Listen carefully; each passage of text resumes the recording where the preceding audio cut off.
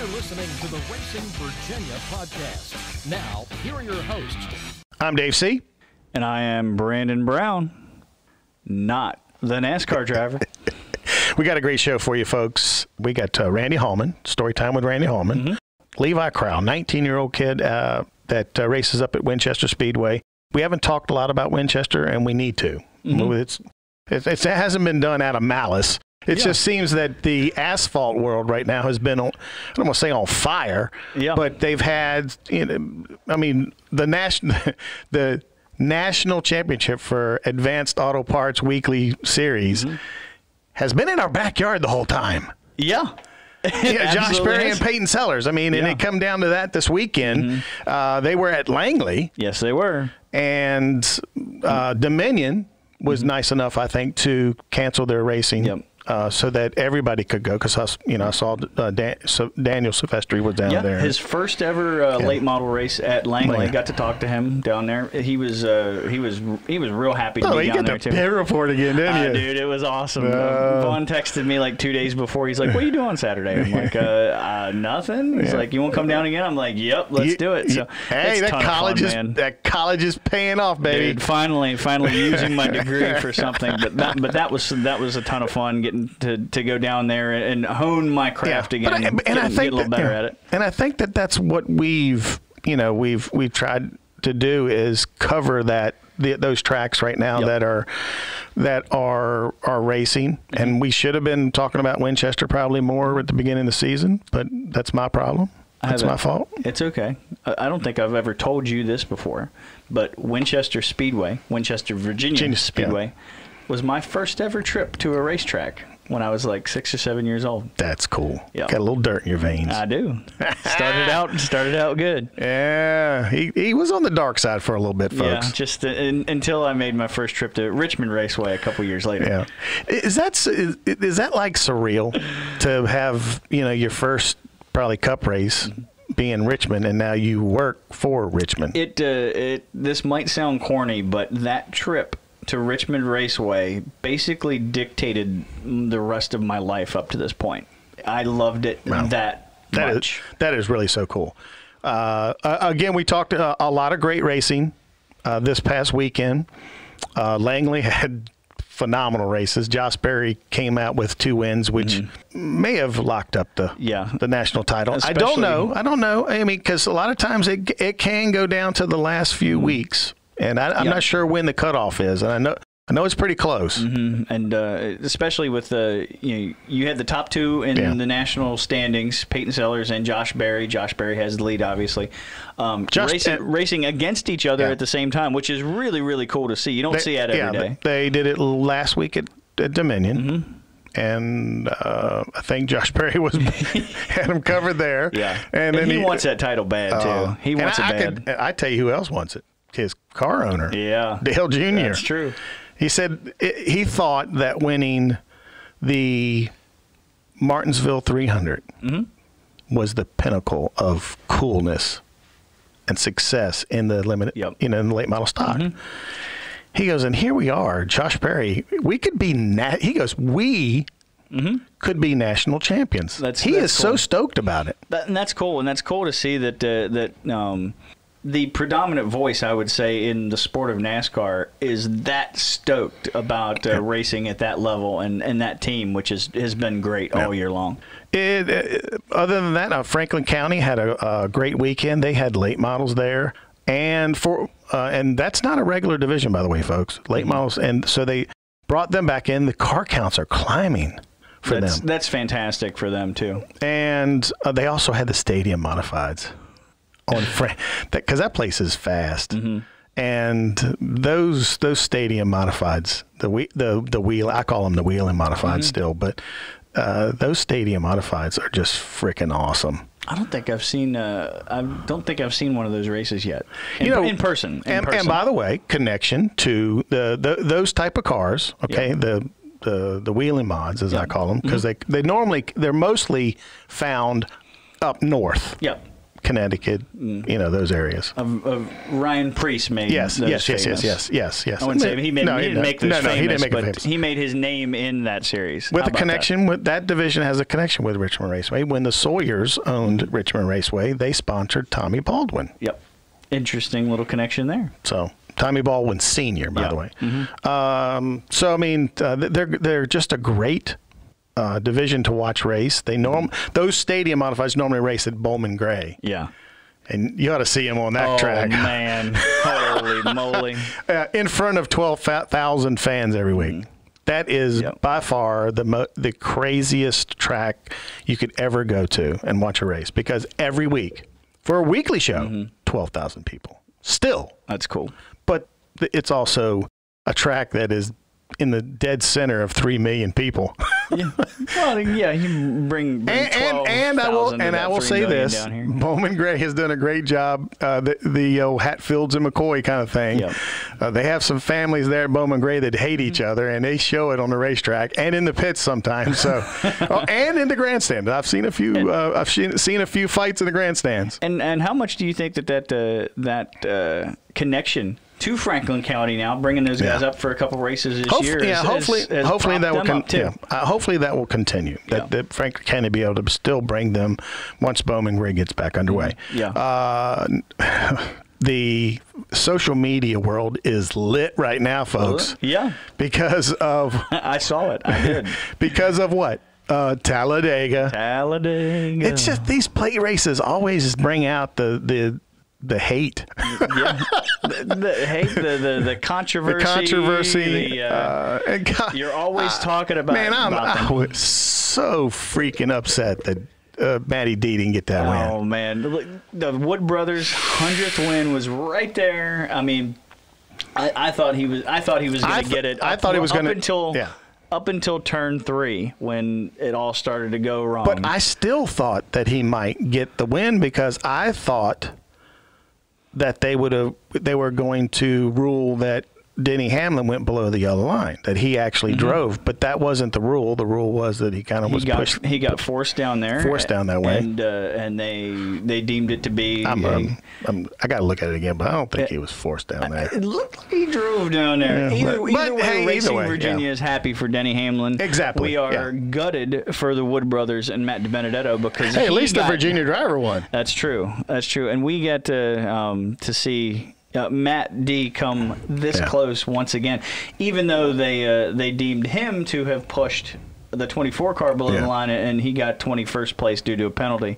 But that stinking spoiler, man. I did not realize. I don't know why, like at Daytona, I did not see how tall it was. Dude, they've had that for like 2 years I know, now, man. But the top half is Lexan, so you have to kind of look really close. And I actually think this year they put a little black outline around it so that you could actually see it better. So they've done that on the super speedway races specifically, and they've got the Lexan on the high downforce low horsepower package as well. So you can barely see it, but it's there. Look, give them a 2-inch spoiler and. Well, that's what they did. Like, they're going back to the low downforce at a bunch of different tracks next year, and then bring the car up off the ground, and then we'll see who's.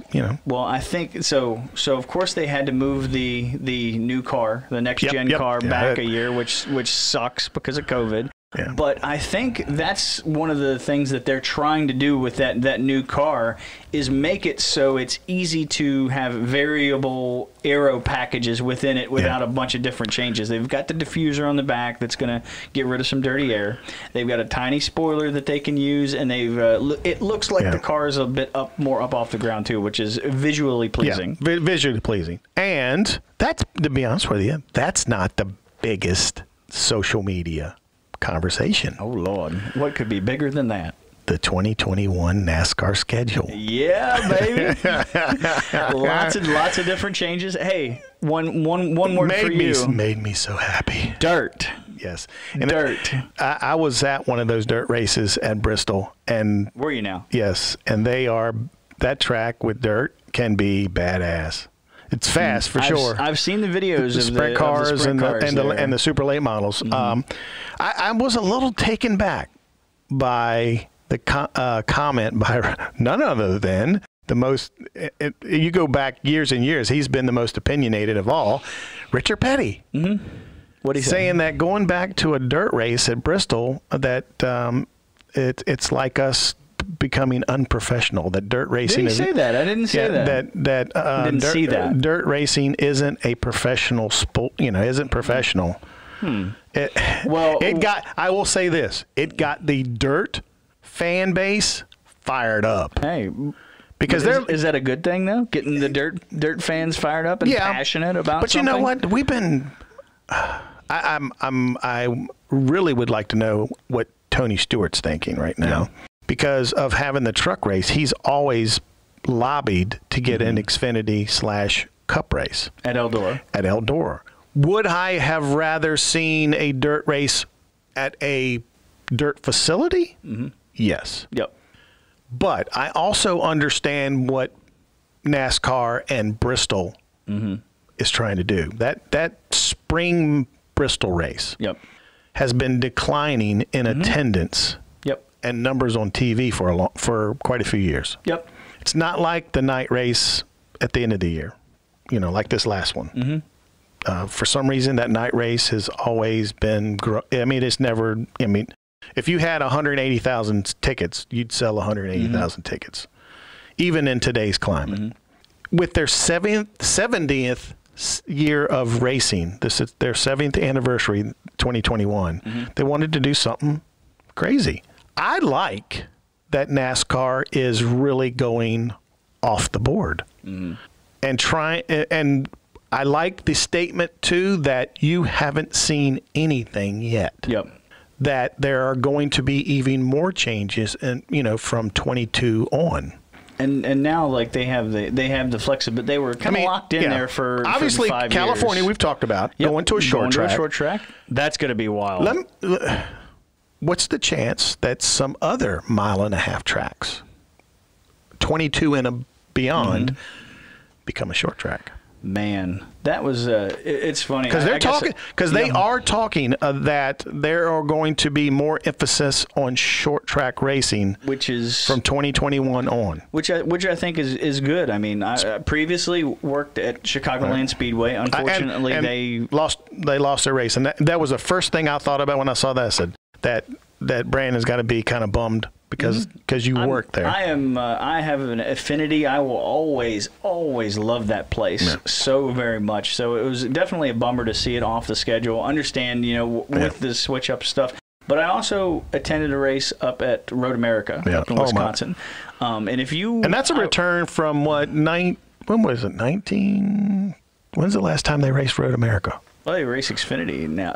I understand my Cup. Oh, I don't know. It's been. I'm gonna have to look it up. It's been a long time. I remember seeing it, but it's been a super long time, and that is a beautiful track up there. Oh well, that's my point. Is that if you were to go watch a race, and you want to go to a new place that you haven't been before, one of the most beautiful places that I've ever been to watch any type of racing is up there in. At Road America. Yeah. And to answer your question, 1956. I thought it was in the 50s. I was going to say 54.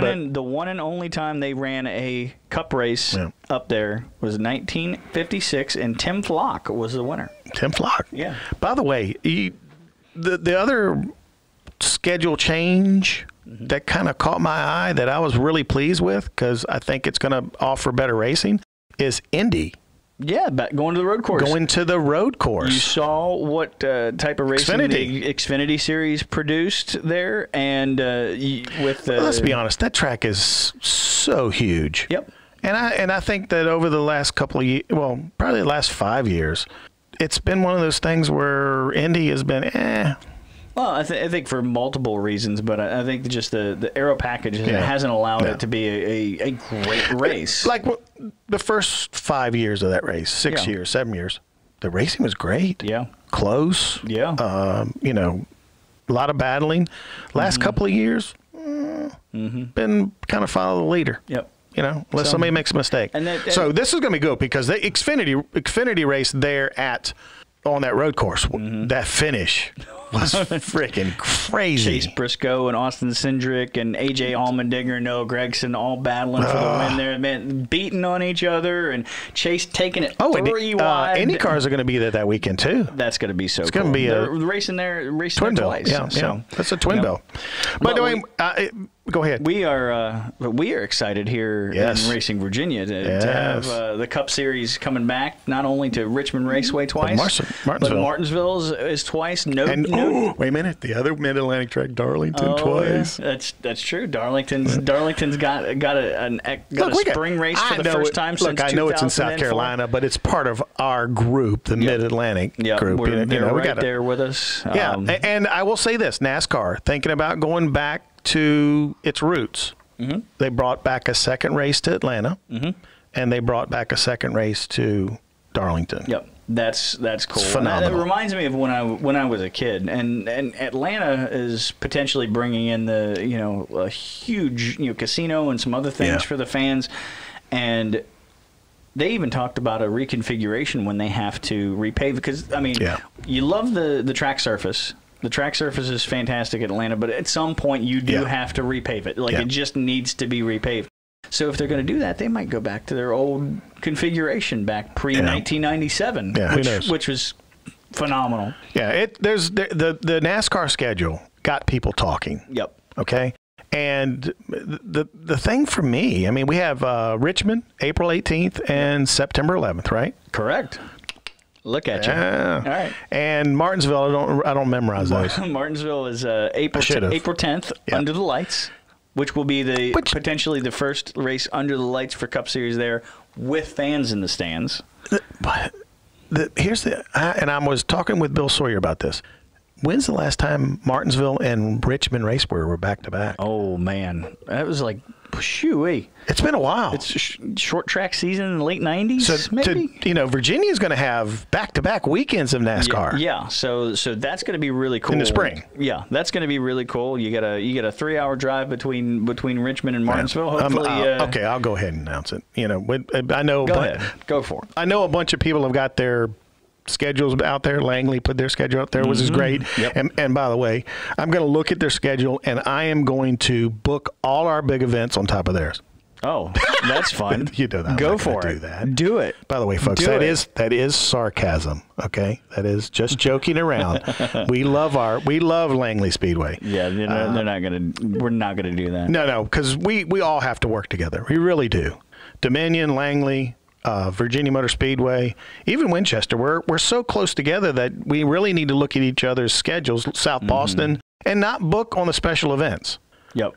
You're going to be head-to-head on a Saturday night with a bunch of other tracks. You can't get away from that. But if we can go all work together, then our everybody's special events hopefully will be successful. Yep. And that includes VMP, the VIR. It's hard. Granted, it is super hard to do. Yeah, because as we've talked about, we have such a plethora of great, diverse types of racing in the state of Virginia. Yeah, absolutely. This past weekend looked like VMP had another great weekend. Tyler Crossno, my boy, they're killing it, man. They're killing it, man. I can't wait to get back down there again. They announced what the Outlaw Street race is moving to VMP next year in the spring. That's cool. That's another big event they're going to have. They got Super Chevy coming up. We had one of those when I worked at Route 66. Super Chevy.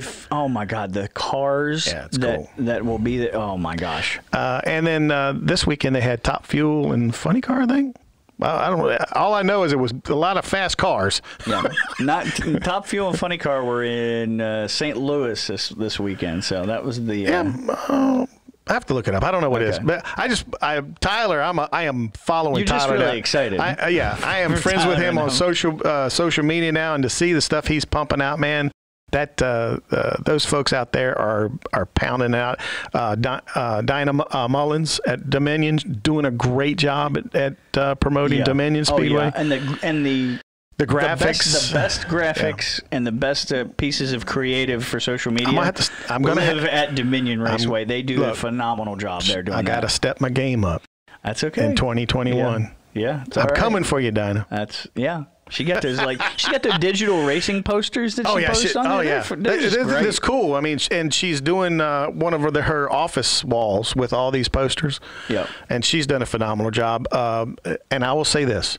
Vaughn Crittenden has done a great job in his first year at Langley. Mm-hmm. Oh, yeah. There was a lot of pressure on a kid. Yeah. Okay, to go there and take over the reins from Chuck Hall, who is iconic in this. Yep. I mean, Chuck took Langley to another level. He really did. And Vaughn is going to bring that young, vibrant feel to it now. Yep. And you can see that with the stuff that they're doing on social with the Greg Gunner at Winchester doing a great job.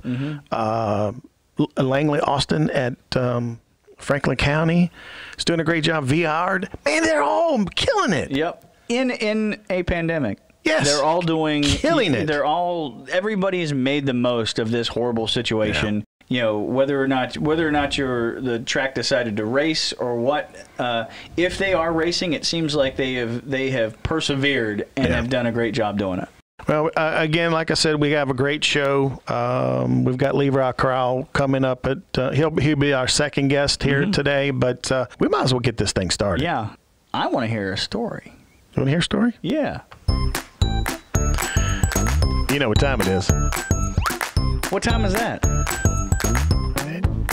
It is time to get a story or two. I like it. I like it a lot. From our man himself, the guy whose name is up on the deadline room. That's true. Right here at Richmond Raceway in the Media Center. Mr. Randy Hallman. How you doing, Randy? Hey, guys. How are you? Good. How was your trip to D.C.? Uneventful. Well, that's good. That's a good thing. Yeah, that's good. A damn good thing. You're right. You make it up and back on 95 and nothing happens. That's great. Yeah. Was 95 better or worse than that the Talladega traffic that we saw yesterday? Well, often it's similar, but when I went, it was not as bad. I mean, that was a mess yesterday. That was a mess. I don't know, Talladega. I keep telling people it's not my kind of racing, but I can't turn away. You know. No, I'm the same way. I watched every second of it. The last lap, I was standing up in the middle of the living room as my girlfriend gets home from her 12-hour shift at the hospital, and I'm like screaming at the TV. So she's wanting to sleep. Of course. So of course that had, that's how Talladega is, though. Yep. Yeah, it is. It's just like, oh my gosh. It gets wilder and wilder and wilder as you go. There you were. The last lap was incredible and crazy, and then sort of satisfying but not satisfying. The yellow line rule just sort of kind of took over that race in a way. Penalties, and then who gets penalized? The car that went below the line or the car that forced somebody below the line? Trouble. It was a mess. Yep. That reminds me. We were talking on text. There's kind of a precursor to all this yellow line stuff. I mean, Dale Jr. First of all, Dale Jr. hates it. In fact, a lot of people hate that rule if you look at social media. But there was kind of a precursor to this. 1980? What was it? I got 81, and there were others. There were others too. Like, look, you could go back. I don't know how far you could go back. You could go way back, I'm sure. You might want to mention 79 when Johnny, kept coming down and took Cale off into the dirt on the backstretch, and that resulted in them wrecking, having their fight on the infield and so on and so forth. The time I remember that, of course, I was there and saw that, and it was wild. Then but in 81, there was a finish to a qualifying race that sticks out to me too, and this one was Waltrip. Waltrip was established then. He wasn't a new guy or anything, but he was still a sort of a wild young driver, and they had in the qualifying race at Daytona. Of course, it took Darrell forever, just as it did Earnhardt. It took Darrell forever to win the Daytona 500, but he was good at Daytona for a long time, just like Earnhardt was. He was winning qualifying races and winning sportsman races and you know, the Busch Clash and everything but the 500 practically. And so we got 1981. He's in the qualifying race. He'd already won a couple of them and gets the last lap. And he's, you know, there were 3 or 4 of them in good contention. And they come for the line. Walter comes diving to the inside there in the tri-oval, all the way down on the apron. And of course, you got that apron and you can't hold it there. If you're at full speed, you can't stay on the apron. You're going to come back up. And he did, right in front of Benny Parsons. And he won the race. He won the qualifier. And, you know, it was a thrill. It was, he didn't hit anybody and got away with it. But after the race, he was condemned all around for making this move. And Richard Petty said, I found the quote. Let's see if I can find that thing. Richard Petty said, "Darrell done some of the stupidest things today I've ever seen in racing. If he wants to win races that bad, I'll back off and let him win. He ain't going out there and endangering my life like that." So here's the king telling Darrell Waltrip, you can't do that. Waltrip's response was, "I won the race and nobody got hurt." And he, you know, that's Waltrip. He was totally brass back then. He was Jaws all the way, and he wasn't having it. But the thing was, he didn't do it again, and that was the way it was then. It was like if Richard Petty and Cale Yarborough and David Pearson said you can't do that, then you didn't do it, and they policed themselves that way. That's what's changed to me, is that the aggressiveness now is more widespread and more required. It's like you don't just have 5 or 6 or 7 cars that are going to contend to win race after race. You got 16. You got all these multiple car teams. Penske's got 3 cars and an affiliate, and Childress and Hendrick and Gibbs. They've all got multiple cars, and all those guys are expected to win. So they're all just, they get to Daytona and they're not going to lift. They're going to block. They're going to push you down below that line if they can. They're going to drive through you if you try to block them. And it's different. It's different. And there's nobody out there. I mean, Jimmy Johnson could say, well, what did Chase Elliott think he was doing? And it wouldn't matter. Nobody would care what Jimmy Johnson had to say about it. They just keep going. So I think something has happened that there's no self-policing going on, and I'm struggling with that rule. I don't want the rules, but I'm not sure it's a great idea not to have it. I may write about it in my column this week in the Times-Picayune. I probably will, and I'm not sure what I'm going to write. It's a quandary. Yeah. How to keep it safe at Daytona and Talladega? It's safe as somebody said. One of the drivers said, "Safe is a relative word when you're going 200 miles an hour." How much of that do you think is a product of the package and the style of racing? Because back in the era where you were just talking about, in the 70s and 80s, like, you couldn't race like they raced today. If you were hitting each other, if you were using the bumpers the way that they are today, the cars would have wrecked. Today, they are so planted to the ground and have so much downforce, and the bumpers are so flush against each other that you absolutely just have to race like that in order to be successful. So that just leads to way more aggression. I mean, let's be honest. I mean, you look at the end of that race. It was like 4 or 5 wide coming to the checkers. That is crazy. It was. It was amazing. It was amazing. You go the whole race, and all of a sudden, 2 of the guys that you're most interested in, if you're from Virginia, are going for it. DiBenedetto in the Wood Brothers car, and Hamlin from Chesterfield, and these other guys, and you're just thinking, oh my gosh, what's going to happen? And they were, as you say, spread out 4 wide, and there they go.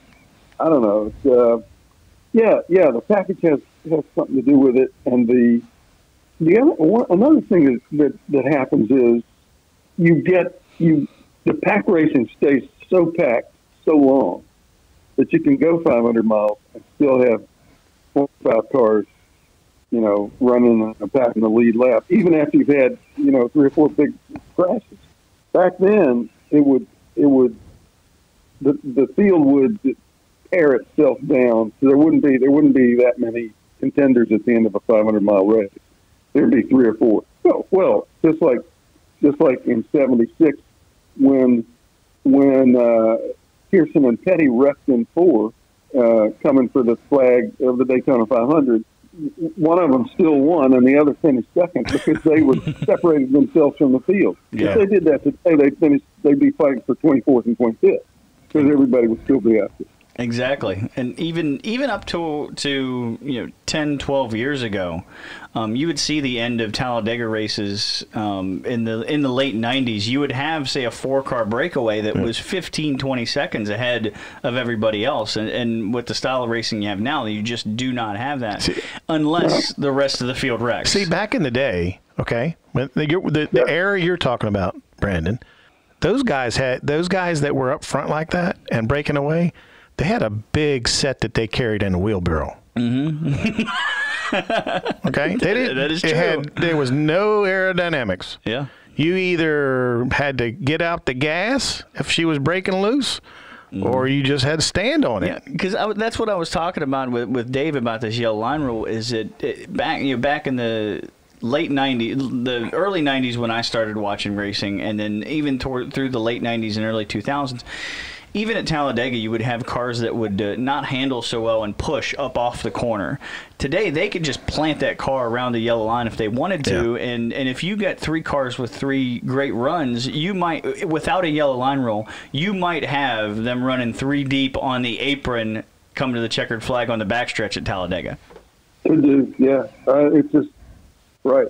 And here's the other thing. It's like, all right, so let's get rid of the aerodynamics. On the other hand, if you were there and you saw the year that Ricky Rudd went spinning and crashing out of 4 and ended up with his eyes taped, that was in the clash, or it was in the Busch clash, and ended up a week later with his eyes taped open so he could run the 500. And 2 weeks later, he won at Richmond. Mm-hmm. Several cars that weekend went flying. And they ended up changing the way the angle of the wall out of 4 at Daytona, because they knew they were lucky that nobody hit it, just so. But several cars went flying, so that's when they started experimenting and ended up with the roof flaps and the hood flaps and the size of the spoiler and all of that. And I can't say that I don't think the aerodynamics are good. I mean, you can't have your cars flying all over the place, into the fence, into the stands, whatever. Yeah, Kurt Busch, he went flying. I guarantee you something was puckered. But when he went flying, it wasn't necessarily that the car got sent rather than the car getting a lift. Yes, exactly. But I'm just saying, this whole thing. Look, it still happens. Ask Ryan Newman if you can get up in the air. Yep. But not as much as at random. I mean, that particular weekend was like all the stars aligned and guys were just taking off. Yep. You don't have single car blowovers. You took just a little bit sideways, and all of a sudden that air was getting in your cockpit, and up you went. Well, now your roof flap open. It gives the air gets a chance to get out, and cars still get up in the air, they still get flipped, and all of that, but not at the rate that they were. So, if you're going to race at Talladega and Daytona, you got to keep them on the ground as best you can, and you can't have them you can't. I don't know. You just if they're not going to police themselves, you got to make a rule. You can't run down below the line on the apron. You just can't do it. I don't know what to say. I don't know what the solution is. I have a problem with the aerodynamics and the way it makes the cars run, and I have a problem with them running on the apron. But I don't like the rule. I want them a last lap. I want them to be able to, go 4 wide if they're capable of it. Yeah, and you want them to be able to race without fear of penalty on that last lap. Maybe that's the solution, is you suspend it on the last lap. But then, you introduce a whole other world of craziness to that too. So we can't. Both me and Brandon can't wait, I'm sure, to read your column in the Richmond Dispatch. Also, speaking of columns, RacingVirginia.com, folks. RacingVirginia.com. Randy, there's a plethora of stories. I mean, they go back 3 years. Yeah, that is true. There's some really good stories. I mean, don't just don't get caught up on the latest one. Go back and look at some of the other ones. There's a lot of history being told in those columns as well. History of Virginia as well. Yeah. I actually the last one I wrote there had a little nugget that I didn't know about until I sort of sleuthed around and found it.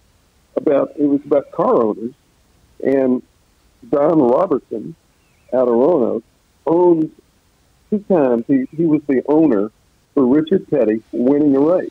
What? Who is Don Robertson? I really don't know much about Don Robertson even now, but I do know that he bought cars from Petty for Jabe Thomas, and he had bought a car that year in 1970 that Petty had used on dirt tracks. And there weren't any dirt tracks left. There were hardly any left. So Petty Enterprises wasn't making dirt track cars. But they took the car that they bought, that they sold to Don Robertson, leased it back, and ran it under Don Robertson's name as owner. And Petty won 2 races that year for Don Robertson, including, as it turns out, this week we found out, the last dirt race before the next dirt race, which is at Bristol next year. That was at Raleigh in 1970. The last dirt race. Car owner was Don Robertson out of Roanoke. Driver Richard Petty. That is so cool. That's awesome. That's definitely a Racing Virginia nugget that I had no idea about. Yeah, no, I didn't either. That was like, what? Really? Okay. Yeah. So, I don't know. Here we go. That's awesome. Well, as always, man, we can't thank you enough for taking some time to spend with us and filling us with some knowledge. She's dropping some knowledge on us, boys. Always. And we're looking forward to next week, buddy. Hey, so I'll see you guys next time. Take it easy. Be safe. Will do. Thank you. Right. That's story time with Randy Hallman. That last nugget, we're gonna have to do a little bit of research on that last little nugget that he said, because that's too cool. The last dirt race being owned by a guy from Racing Virginia. That is, I didn't even think about that. I didn't even think about that. That's cool. But yeah, we need to dig into that a little bit. Let's just keep this show rolling. How about we do that? There's no sense in stopping. We got so much stuff. Roll on, baby. Roll on. Well, we don't get a chance to talk about Winchester Speedway. We haven't talked about them as much as we should. They have been one of the dirt tracks in the state, along with Ararat, that has continued to race during the COVID. I am trying to get Mr. Gunner, the owner, to come on. He is from Virginia, so we'll get Greg Gunner on and talk to him, and because any promoter out there, and we've said this before, that has tried to stay open during the COVID-19 pandemic, you got to applaud them. Absolutely, because it's really hard to make money. And one of the drivers up at Winchester Speedway, he's a 19-year-old kid, and he is really coming out. I mean, this is kind of the first year that he's really. I mean, he's always shown some promise, but this year he's winning, and he's winning quite a bit. In fact, he comes off a big win up at Pittsburgh, Pennsylvania's Motor Speedway. What was it? Bill Hendren Memorial. He won $3,000. It was his first Rush Touring Series race win. He is Levi Crowl. How you doing, Levi? I'm doing well. I'm a little tired still from this weekend, but I'm doing good. How are you guys? You're 19. Come on, man. You got all kinds of energy. You got to be 58 like me. No, I got maybe on Friday night I got about 3 hours of sleep or 4 hours of sleep, and Saturday night was about 3 hours of sleep. And I didn't get much last night either. Oh, man. And you got us calling you and bugging you about stuff. By the way, Levi drives the number 5 wrenches and wreckers, Noel's fire protection, Dryden Performance Products, TW Advanced Trucking, Hyatt Racing Products, Rocket XR1. I love giving the announcement because it's not Chevrolet Camaro. It's a Rocket XR1. So, but, man, up to 2020. As bad as a year it has been, it's not been a bad year for Levi Crowl.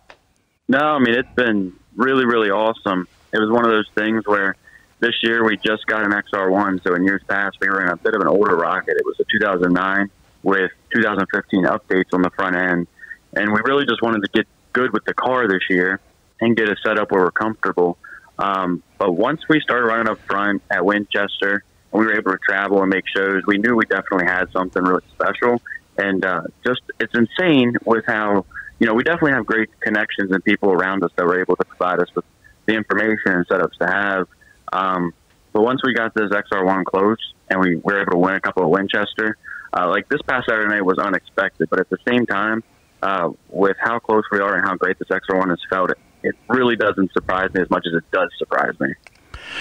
For you as a driver at Winchester Speedway, what does it mean to you that Greg Gunner and his staff have gone out and tried to continue racing? Because it's very difficult. Most of the people, most of the track owners might even be taking a little hit in the back pocket because without fans, you really can't make a profit. There's just no way. And they haven't cut purses. They've run quite a few races every week, and they got a bunch of divisions. For you as a driver, what does it mean to you? It means everything. And Greg Gunner is an exceptional guy in just the sport, and you need people like him to be able. I mean, just for us to be able to do what we do and do what we love. I live 10 minutes from Hagerstown Speedway, and they were open a little bit early on this year, but ever since they got shut down after the PA Speed Week, it was the night Kyle Larson won at Hagerstown, they haven't been able to get back open. Yeah. And for, obviously it's a different state, different county, things like that. But I mean, for Greg to be able to keep Winchester open, because that's really our home track where we run. Him and his entire crew and the whole facility do a phenomenal job at not only, just like promoting the races, because they bring in, as far as, some from taking a hit, he does a very good job of bringing in cars. The purses pay well throughout the field. And he just really continued to do everything right year after year. And to be honest with you, I would love to see you come out to Virginia Motor Speedway. Granted, we didn't race this year, but, I think that you do if you do well at the PPMS, you would like Virginia Motor Speedway for sure. Yeah, that was actually in our plans for this year. Every winter we sit down and kind of plan our schedule. We were going to come out there a couple weeks before, before the 50 grand to win. Great race, and just kind of get some test session. That was one of those things where we'd want to go, and we would just want to try and make the feature, because that's for 50,000. You're getting the best from absolutely everywhere, and that's our same goal everywhere we go. We want to make the feature and then see where we go from there. But after, like I said, we went to Pittsburgh last year before, and year after year we run the non-qualifiers race, or we barely make it. Friday night we started 24th because we had some mechanical failure and finished 16th, and then Saturday night we won. So it would take some time to be a mess, but it's definitely in our plans to get up there and just try to get better up there so we can compete. You're still young. And you started racing just think about this, Brandon, 5 years old. So now we got a 19-year-old. So he's got 14 years of experience. A 14-year veteran of racing right now at 19. You started out running USAC quarter midgets. Talk a little bit about how you got started in racing and racing quarter midgets, because that seems to be, especially if you look at some of the NASCAR drivers, Millridge down there in Carolina near Charlotte runs quarter midgets all the time, and like Kyle Larson's kid, Clint Boyer's kid, Cash has got a quarter midget. So does Kyle Bush's. I mean, that's a great division to start in. Talk a little bit about it, because you had 5 national wins. Yeah, I believe we have about 4 or 5 national wins. I think we have close to like 12 or 13 podium finishes, but I was from the ages of like 12 or 13 to 15. Is whenever we ran the USAC tour, but I got in quarter midgets whenever I was 5, and before I was even born, Dad and Mom, he said, when this kid's 5 years old, I'm going to get him a race car.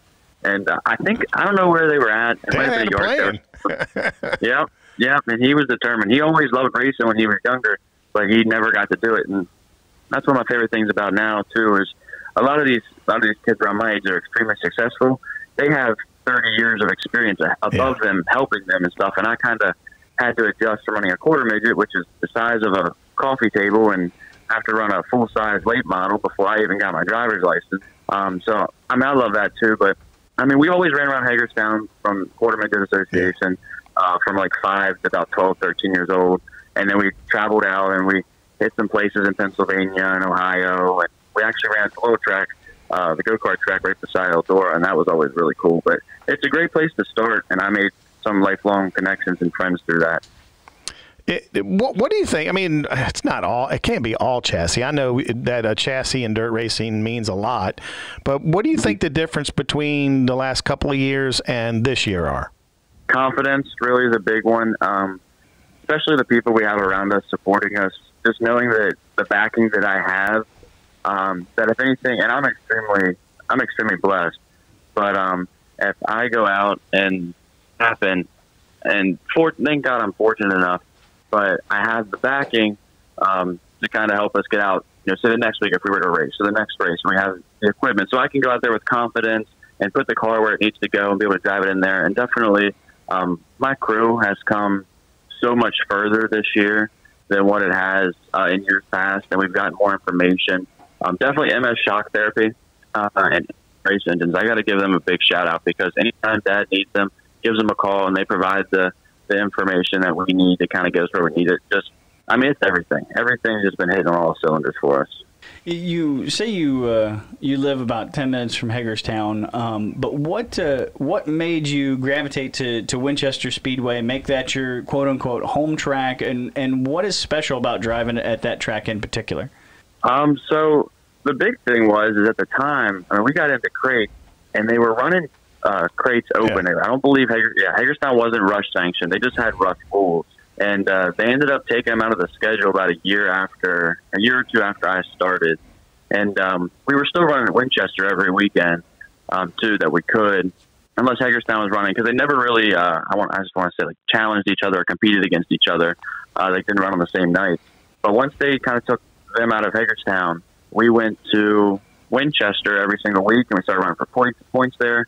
And I think we finished second points in 2018 and finished second points 2019 there.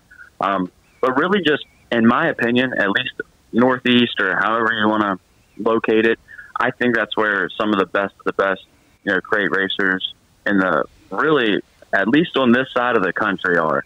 And, Logan Roberson, we raced behind him, and, I learned so much from him just racing behind him at Winchester for 2.5, 3 years. And Alan Brandon and Devin Brandon, if you look at it, some of the best local crate racers come from Winchester, and it definitely made us a whole lot better. And it's a rough track. I'm going to say rough as in hilly. Because it gets slicked over, and it's a different kind of racing. You really have to pay attention to the throttle control, correct? Yeah, 100%. And that's kind of funny, because I was just explaining to the guys how it's a 3/8 mile like Winchester is really probably the deciding factor of what helped us this past Saturday, the half mile at Pittsburgh. Yeah, because it gets like ice. If they prepare Winchester right, it gets like ice. And I've talked to super late model guys that say they can't even use but 3/4 throttle. It's a tough it can be a tough track to get around and get used to driving. But if you can drive there, you can drive anywhere. Because just about, I mean, if you got a big, a tacky track, just about anybody can drive that.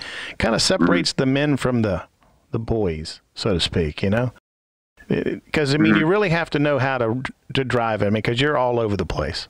Yeah, I mean, I've always said that a very extremely, like you're explaining, a slick racetrack is definitely what, makes the driver stand out. And a lot of people want to, if they bash Winchester for a slick track, and I think they're crazy. And the majority of them do, because it's one of those tracks where if you're set up and you're supposed to win, it doesn't matter if the person in front of you is taking the bottom line. You can put it in the middle and stay out of the moisture and get that momentum and just build that momentum and get by them on the outside. But no, it definitely does get extremely slick there at Winchester. I mean, you're 19. Where do you want your racing to go? All the way. I said it in Victory Lane on Saturday night.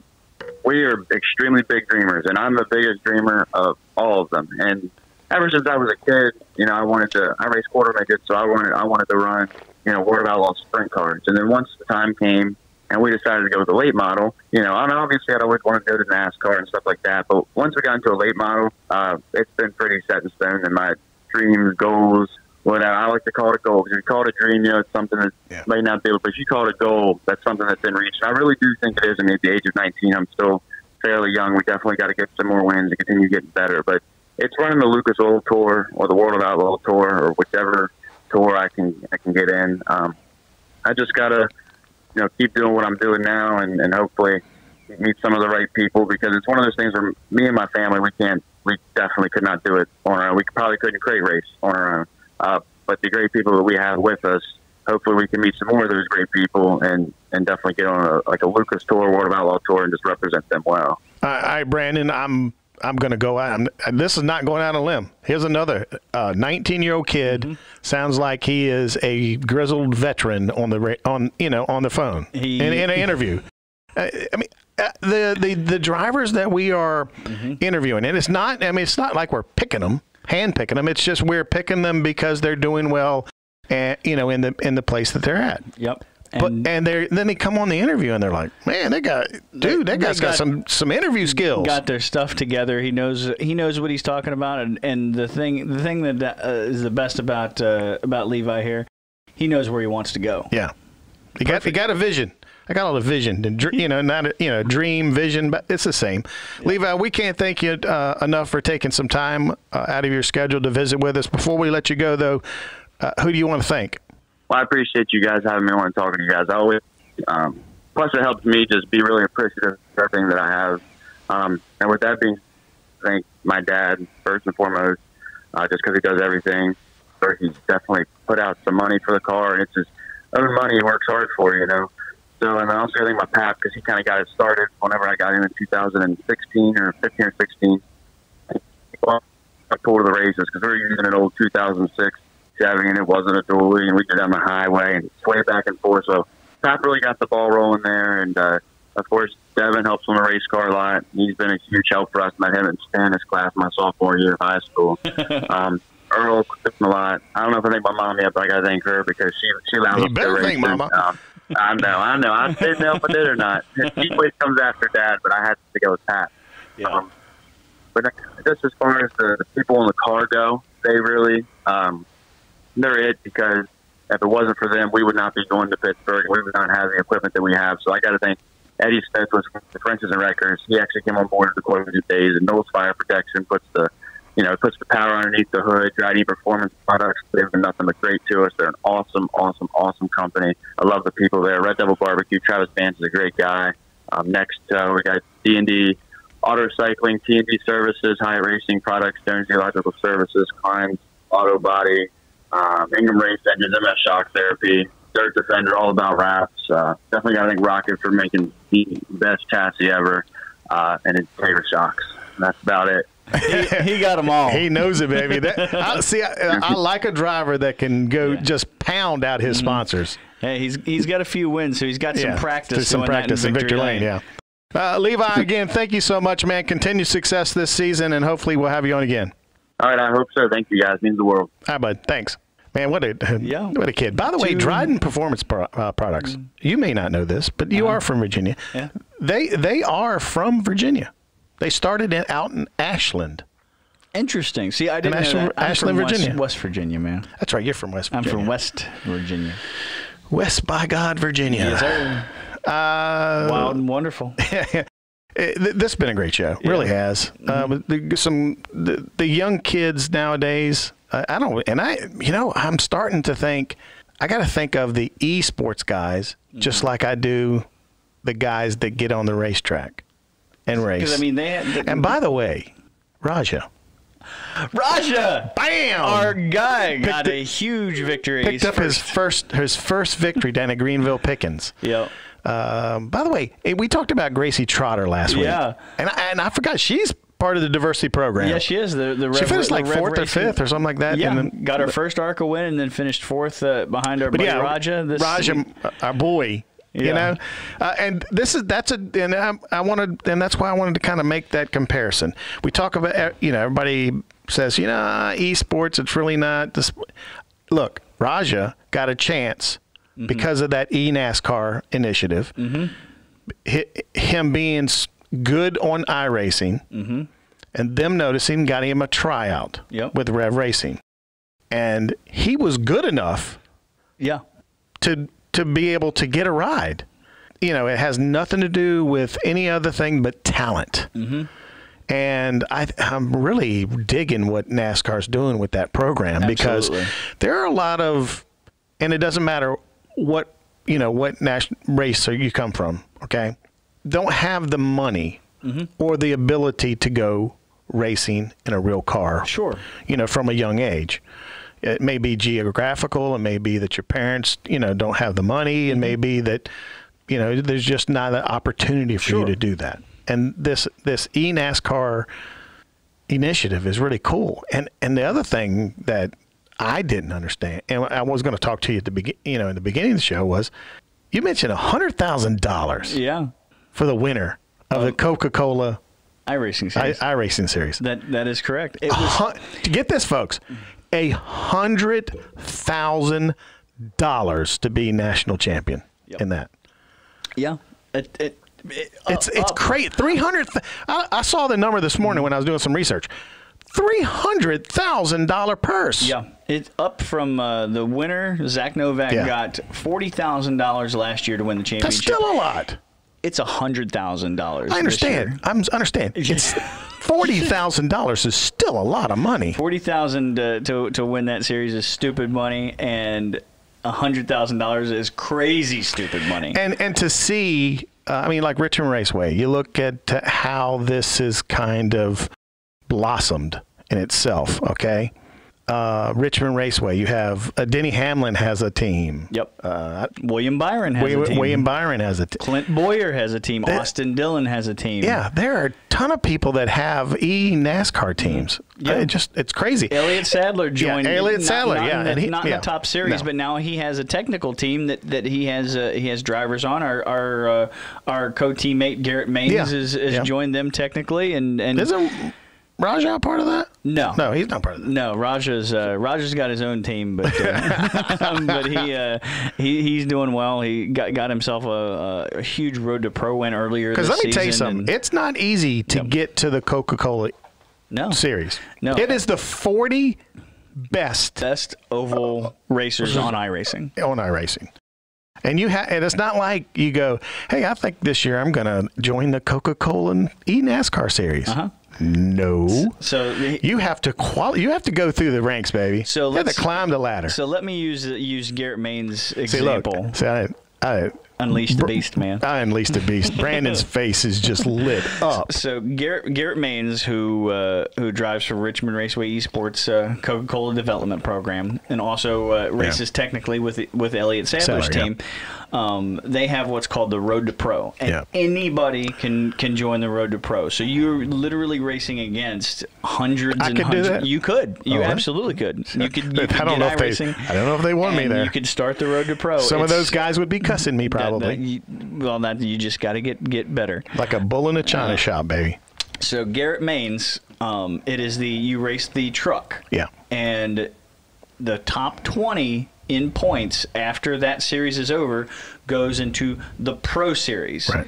And the top 20 in the Pro Series goes to the Coca-Cola iRacing Series next year. So how that works is the Coca-Cola iRacing Series, the bottom 20 in points have to requalify in the Pro Series. So you got the top 20 of the Road to Pro Series, the bottom 20 of the Coca-Cola iRacing Series. I would say then the Pro Series is not racing at the same time that Coca-Cola is. No. That happens this winter. Right, okay. So Road to Pro's over, and our buddy Garrett Maines, he was one of the top 20. So now he's going to race to be in the Coca-Cola iRacing Series next year. So that's going to be really, really cool. Yeah, that'd be cool. There's so much going on. It really is. I mean, we've got a lot of great racing going on our state. Langley coming off a really big weekend. That was fun. That national title, championship shots between Josh Berry and Peyton Sellers. It's close. It won't be decided. And now, granted, Josh Berry won both races. He won both at Langley, and Peyton had mechanical trouble in the second of the twins. That may have won Josh the chance to win the national title. Mm-hmm. Dale even talked about it on his Dale Jr. download. But it's just one of those things. This is what's fun. What's great. COVID-19 caused a lot of issues. South Boston Speedway unable to race. You probably would have seen Josh Berry and Peyton Sellers racing at South Boston and not Langley if South Boston had been open. Yep. It's just this the way it is because that's their track that they would be closest to. Yep. So, but now Dominion's had them out there. So now the fans from Dominion get to see this kind of this kind of national battle. Yep. And then Langley had it this weekend. Granted, we've had so much trouble with the COVID-19 that you want to pull your hair out. But I think this has moved. This has pulled. I know me and you both. Yeah. This has pulled all the drivers go into different tracks that they probably wouldn't have gone to. So. There's exposing fans. There's a positive out of a negative. Yep. That's what I try to get. We need to close this thing out. I know we do. But before we do, we can't thank you enough, guys, for either liking our page or following us on Twitter and following us on Facebook, Instagram, and YouTube. And, of course, now the show is on all the major platforms. Yep. Apple Podcasts, Spotify, Google Podcasts. Those are the three biggies. Spreaker, Anchor. If you search us, you will find us. Yes, you will. I don't think those last two are and that's the thing we want to do, folks. I know you've been for the last 2 years going to the website and listening. That we've made it easy for you now. Yep. And we'd ask you, if you could, pick your favorite podcast platform and subscribe to that particular platform. Give us a review. Hopefully it's a good one. And hopefully you'll give us a 5-star rating, especially on Apple Podcasts, because I think that's the only one that gives the stars. Okay. So if you could do that, we'd be greatly appreciated. I know both me and Brandon would appreciate that a ton. For sure. And in fact, for Brandon, I'm Dave C. saying thank you, the fan, for listening, and keep racing, Virginia.